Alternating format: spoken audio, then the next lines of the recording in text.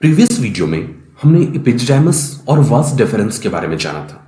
अब reproductive system से जुड़े हुए जो ग्लैंड्स होते हैं उनके बारे में जानेंगे और जो पहला ग्लैंड यहां हम देखने वाले हैं वो है सेमिनल वेसिकल।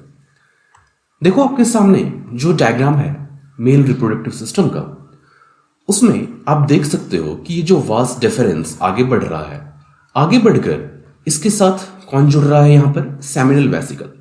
चूंकि ये साइड व्यू है इसलिए आपको यहां पर सिर्फ एक सेमिनल वेसिकल दिख रहा है, लेकिन ये होता कितना है, दो होता है, पेयर में होता है। ये इस वाले सेमिनल वेसिकल की ठीक पीछे भी एक सेमिनल वेसिकल प्रेजेंट होगा। चलो एक और डायग्राम देखते हैं डिफरेंट एंगल से, तो आपका कॉन्सेप्ट और क्लियर होगा सेमिनल वेसिकल के लोकेशन के बारे में। देखो आपके सामने ये जो डायग्राम है ये पोस्टेरियर व्यू है, यानी कि पिछले हिस्से से लिया गया डायग्राम है ये। चलो इसे समझते हैं।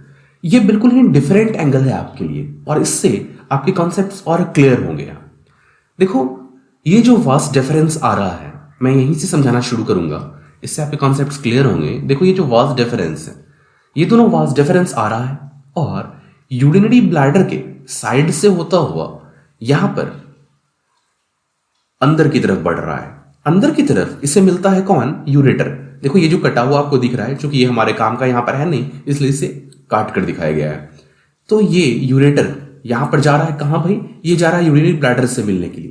ये देखो ये भी यूरेटर जा रहा है और ऑब्लिकली ओपन हो रहा है किसमें, यूरिनरी ब्लैडर में। तो वास डिफरेंस इस यूरिनरी ब्लैडर के ऊपर से होता हुआ ये आगे चलकर थोड़ा सा क्या हो जा रहा है, वाइड हो जा रहा है। जो वास डिफरेंस है वो यहां पर क्या हो जा रहा है, थोड़ा सा वाइड होता जा रहा है। और ये वाइड जो हो जा रहा है इसे हम क्या कहते हैं, एम्पुला कहते हैं। क्या है ये, एम्पुला ऑफ वास डिफरेंस।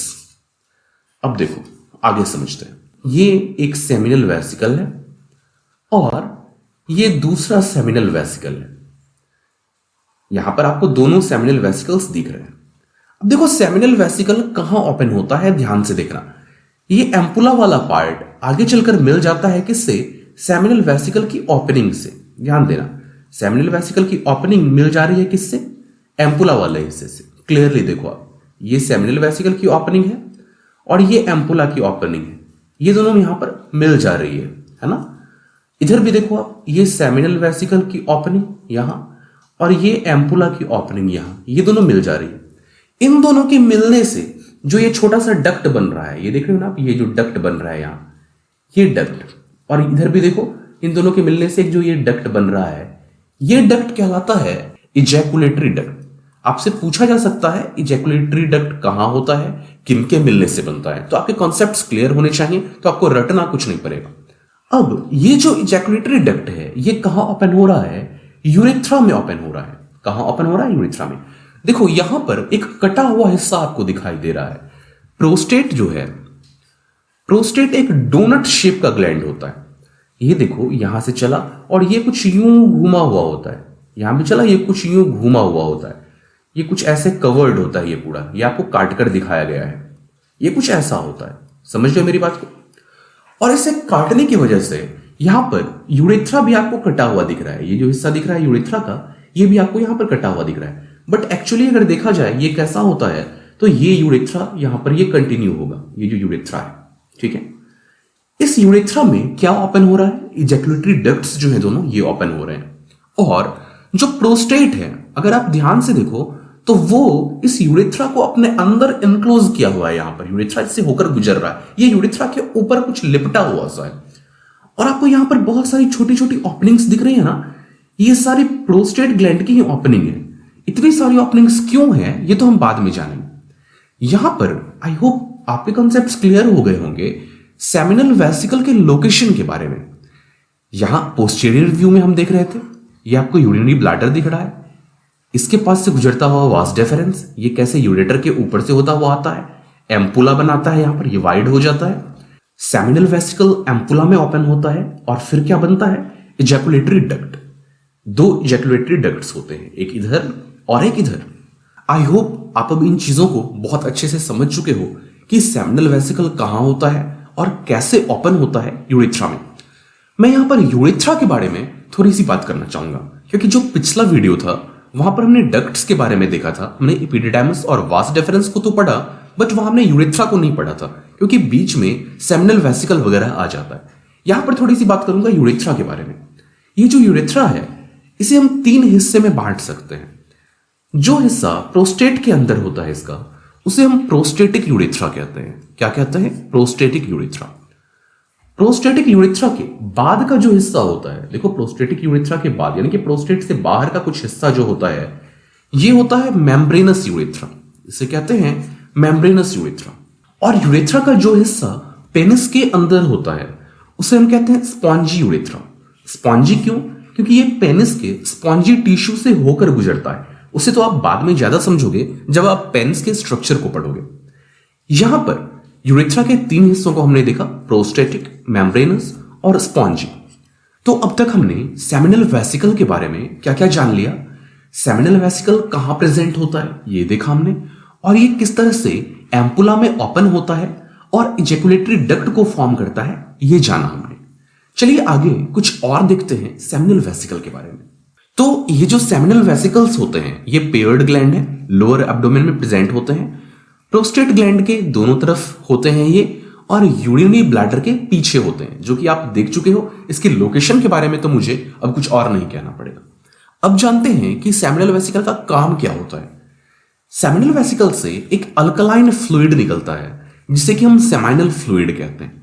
और मेल बॉडी से जब सीमेन इजैकुलेट होकर बाहर आता है तो उस सीमेन का जो 60% होता है वो कौन बनाता है? सेमिनल फ्लूइड बनाता है। सेमिनल फ्लूइड का नेचर कैसा होता है? ये अल्कलाइन होता है, ये क्लियर होता है, ट्रांसपेरेंट होता है। सेमिनल फ्लूइड में क्या क्या होता है? वैसे तो बहुत सारी चीजें होती हैं, लेकिन यहां मैं कुछ चीजों की बात करूंगा। यहां फ्रक्टोज होता है और कुछ न्यूट्रिएंट्स होते हैं जो कि स्पर्म सेल के काम के होते हैं। ये जो फ्रक्टोज है इसका इस्तेमाल करता है स्पर्म सेल एटीपी प्रोडक्शन के लिए। यहां पर प्रोस्टाग्लैंडिन्स होते हैं और यहां फाइब्रिनोजेन प्रेजेंट होता है। प्रोस्टाग्लैंडिन्स का क्या काम होगा? जब ये फीमेल रिप्रोडक्टिव ट्रैक्ट के अंदर जाएगा तो वहां पर प्रोस्टाग्लैंडिन्स के ही कारण कुछ कंट्रैक्शन वाले मूवमेंट्स होंगे जो कि स्पर्म को आगे बढ़ने में यानी कि फैलोपियन ट्यूब की तरफ बढ़ने में हेल्प करेंगे। और ये जो फाइब्रिनोजेन होता है ये काफी काम का होता है। ये क्या करता है? जब भी सीमेन इजैकुलेट होता है बॉडी के बाहर तो लगभग 5 मिनट के बाद ये उस पूरे सीमेन को क्लॉट कर देता है। सीमेन जम जाता है और जमा हुआ सीमेन कोगुलम कहलाता है। सीमेन क्यों क्लॉट कर जाता है? बिकॉज जब इजैकुलेशन हुआ और सीमेन फीमेल रिप्रोडक्टिव ट्रैक्ट के अंदर गया, अब ये जो सीमेन है वो वहां से बाहर ना आ जाए इसलिए उसे क्या किया जाता है? वहां पर क्लॉट कर दिया जाता है। वो जम जाता है ताकि वो वहां पर स्थिर रह सके। और फिर आगे ये क्लॉट कैसे हटता है, ये कैसे फिर से लिक्विफाई होता है, वो हम बाद में जानेंगे। एक और बात बता दूं, ये जो फ्रक्टोज होता है ना, ह्यूमन बॉडी में सिर्फ और सिर्फ सेमिनल फ्लूइड ही एक ऐसी चीज है जहां की फ्रक्टोज नेचुरली प्रेजेंट होता है। और यदि किसी फीमेल के साथ वायोलेंस हुआ है, कोई रेप वगैरह का केस है, तो वहां पर अगर फीमेल रिप्रोडक्टिव ट्रैक्ट में फ्रक्टोज फाइंड आउट होता है तो इस बात की पुष्टि हो जाती है कि उसके साथ रेप हुआ है, क्योंकि फ्रक्टोज कहां मिलेगा? सिर्फ और सिर्फ सेमिनल फ्लूइड में ही मिलेगा। तो ये कुछ बातें थी सेमिनल वेसिकल की। चलो आगे बढ़ते हैं और जानते हैं प्रोस्टेट ग्लैंड के बारे में। सेमिनल वेसिकल्स के बारे में पढ़ते वक्त भी आपने प्रोस्टेट ग्लैंड को देखा था। यहां पर प्रोस्टेट ग्लैंड कुछ अलग एंगल से दिखाया गया है। देखो ये जो ब्लैडर है, यूरिनरी ब्लैडर, और यहां वास डेफरेंस आ रहा है। वास डेफरेंस का एम्पुला बना, ये सेमिनल वेसिकल है जो ओपन हो रहा है कहां? वास डेफरेंस के एम्पुला वाले हिस्से में, और बना रहा है इजैकुलेटरी डक्ट को। इसके बाद ये जो हिस्सा है प्रोस्टेट ग्लैंड वाला, उसके सिर्फ लेफ्ट हाफ को आपको दिखाया गया है, राइट हाफ जो है वो काटकर हटा दिया गया है। प्रोस्टेट ग्लैंड अपने आप में लगभग 20 से 30 सेपरेट ग्लैंड्स से बना हुआ होता है, और ये सारे के सारे ग्लैंड्स यूरेथ्रा में सेपरेटली ओपन होते हैं। तो ध्यान देना, प्रोस्टेट ग्लैंड की कोई एक ओपनिंग नहीं होती है, बहुत सारे छोटे छोटे ग्लैंड्स होते हैं इसमें, और वो सारे ग्लैंड्स सेपरेटली ओपन होते हैं यूरेथ्रा में। प्रोस्टेट से जो फ्लूइड आता है वो थिन होता है और मिल्की होता है, और सीमेन के टोटल वॉल्यूम का लगभग 30% ये बनाता है। 60% कौन बनाता है? सेमिनल फ्लूइड, और 30% कौन बनाता है? प्रोस्टेट ग्लैंड से आने वाला फ्लूइड, यानी कि प्रोस्टैटिक फ्लूइड। 60 और 30 कितना हो गया? 90 हो गया। बाकी का 10% क्या होता है? वो स्पर्म सेल्स होते हैं। जो प्रोस्टेटिक फ्लूइड होता है उसका फंक्शन बहुत सारा है, कुछ फंक्शन को हम यहां देखने वाले हैं। ये स्पर्म को मोटाइल बनाए रखने में हेल्प करता है। स्पर्म मोटिलिटी को मेंटेन करने के लिए इसके पास बहुत सारे केमिकल्स होते हैं। कोगुलम के फॉर्मेशन में इसका भी रोल है। हमने देखा था कि वहां पर फाइब्रिनोजन प्रेजेंट था सेमिनल वेसिकल से आने वाले फ्लूइड में, और प्रोस्टेट ग्लैंड के भी पास कुछ सब्सटेंसेस होते हैं जो कि मिलजुल कर हेल्प करते हैं कोगुलम बनाने में, यानी कि सीमेन को क्लॉट करवाने में। और जब सीमेन रिप्रोडक्टिव ट्रैक्ट में कुछ देर रह जाता है तो अब स्पर्म को वहां से आगे बढ़ना है और फैलोपियन ट्यूब्स की तरफ जाना है, तो जरूरी है कोगुलम को लिक्विफाई करना। देखो, एक सब्सटेंस होता है जिसका नाम है कैलिक्रेन 3 या KLK3, जिसे कि गामा सेमिनोप्रोटीन भी कहा जाता है। ये प्रोस्टेट के एपिथेलियल सेल से सेक्रेट होता है और आता है कहां? प्रोस्टेटिक फ्लूइड में। ये नॉर्मली इनएक्टिव रहता है। जब ये प्रोस्टेटिक फ्लूइड में रहा, इनएक्टिव रहा, ये कोगुलम का भी पार्ट बना, सारा कुछ जमकर एक क्लॉट बनाया हुआ है, वहां भी ये इनएक्टिव रहा, लेकिन ये धीरे धीरे एक्टिवेट हो जाता है। एक्टिवेट कैसे होता है? फीमेल रिप्रोडक्टिव ट्रैक्ट के अंदर का जो पीएच वैल्यू होता है वो एसिडिक होता है, और ऐसा कह लो कि वहां कुछ और सब्सटेंसेस भी मौजूद होते हैं। ये सारे सब्सटेंसेस मिलकर क्या करते हैं? इसे एक्टिवेट कर देते हैं, और भी कुछ केमिकल पाथवेज चलते हैं, और फाइनली होता क्या है कि जो कोगुलम है वो लिक्विफाई हो जाता है। और कोगुलम के लिक्विफाई होने से क्या होता है कि जो स्पर्म सेल्स हैं वो अब आगे बढ़ेंगे कहां? फैलोपियन ट्यूब की तरफ। तो ये कुछ बातें थी प्रोस्टेट ग्लैंड के बारे में। चलो आगे बढ़ते हैं और जानते हैं बल्बोयूरेथ्रल यानी कि कॉपर्स ग्लैंड के बारे में। ये जो बल्बोयूरेथ्रल ग्लैंड्स होते हैं ये बहुत छोटे छोटे 2 ग्लैंड्स होते हैं जो कि मटर के दाने के साइज के होते हैं। हमने थोड़ी देर पहले जो डायग्राम देखा था वहां भी बल्बोयूरेथ्रल ग्लैंड्स प्रेजेंट थे। ये देखो, एक बल्बोयूरेथ्रल ग्लैंड और ये दूसरा बल्बोयूरेथ्रल ग्लैंड। इसे ही अगर हम थोड़ा सा मैग्नीफाई कर दें तो ये कुछ ऐसा दिखेगा। यहां देखो, बल्बोयूरेथ्रल ग्लैंड और ये दूसरा बल्बोयूरेथ्रल ग्लैंड। ये बल्बोयूरेथ्रल ग्लैंड करता क्या है? सेक्सुअल अराउजल होने पर इजैकुलेशन से ठीक पहले ये एक अल्कलाइन फ्लूइड सेक्रेट करता है, यानी कि इजैकुलेशन होने पर जो स्पर्म सेल ट्रैवल करेगा यूरेथ्रा से और बॉडी के बाहर आएगा, उससे ठीक पहले यहां से यानी कि बल्बोयूरेथ्रल ग्लैंड से एक फ्लूइड आता है जो कि अल्कलाइन नेचर का होता है। ये क्या करता है? यूरेथ्रा जो एसिडिक होता है पहले से, उसकी एसिडिटी को न्यूट्रलाइज करता है। क्यों न्यूट्रलाइज करता है? क्योंकि अगर यूरेथ्रा एसिडिक रहा तो जो स्पर्म सेल्स आएंगे यहां से, सीमेन पास होगा और इसमें जो स्पर्म्स होंगे वो इस एसिडिटी के कारण मर जाएंगे। इसी वजह से स्पर्म्स को कोई हार्म ना पहुंचे तो पहले यहां से क्या आ जाता है? बल्बोयूरेथ्रल ग्लैंड से एक अल्कलाइन फ्लूइड आ जाता है जो कि इस पूरे पाथवे को स्पर्म के लिए फ्रेंडली बना देता है। तो ये बातें थी बल्बोयूरेथ्रल ग्लैंड की। इस तरह से हमने मेल रिप्रोडक्टिव सिस्टम के सारे ग्लैंड्स को देख लिया। हमने सेमिनल वेसिकल्स को देखा जो कि 2 होते हैं, पेयर में होते हैं। हमने प्रोस्टेट ग्लैंड को देखा जो कि होता तो सिंगल है बट अंदर में ये बना हुआ होता है बहुत सारे ग्लैंड से। और फिर हमने बल्बोयूरेथ्रल ग्लैंड यानी कि कॉपर्स ग्लैंड को देखा जो कि 2 होते हैं संख्या में। चलो आगे बढ़ते हैं और जानेंगे सीमेन के बारे में। सीमेन एक व्हाइटिश कलर का फ्लूइड होता है जिसमें कि स्पर्म्स रहते हैं, और ये जो है इसमें मेनली कहां से फ्लूइड आते हैं? सेमिनल वेसिकल्स से और प्रोस्टेट ग्लैंड से। अगर हम सीमेन के कंपोजिशन की बात करें तो इसमें क्या क्या होते हैं? देखो, 10% यहां पर स्पर्म होगा और जो फ्लूइड पार्ट है, जो सेमिनल प्लाज्मा है, वो 90% है। इस 90% में 60% सेमिनल वेसिकल का होगा और 30% प्रोस्टेट ग्लैंड का होगा।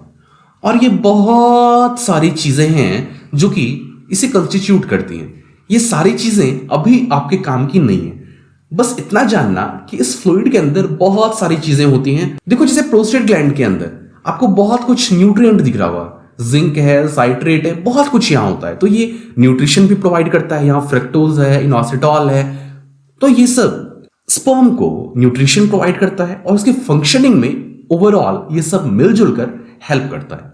कॉपुलेशन के वक्त जब सीमेन मेल बॉडी से बाहर रिलीज होता है तो इस प्रोसेस को इजैकुलेशन कहते हैं।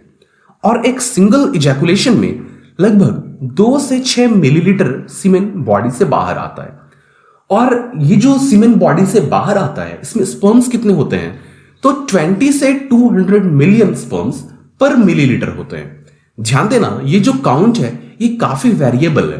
तो ये कुछ बातें थी सीमेन के बारे में। चलिए आगे कुछ एबनॉर्मलिटीज को समझते हैं। देखो यहां जो पहला टर्म है वो है एजोस्पर्मिया। इसका मतलब होता है एब्सेंस ऑफ स्पर्म्स इन सीमेन, यानी कि अगर सीमेन में स्पर्म्स एब्सेंट होंगे या नियरली एब्सेंट होंगे तो इससे हम कहते हैं एजोस्पर्मिया। जो दूसरा टर्म है यहां वो है ओलिगोजूस्पर्मिया।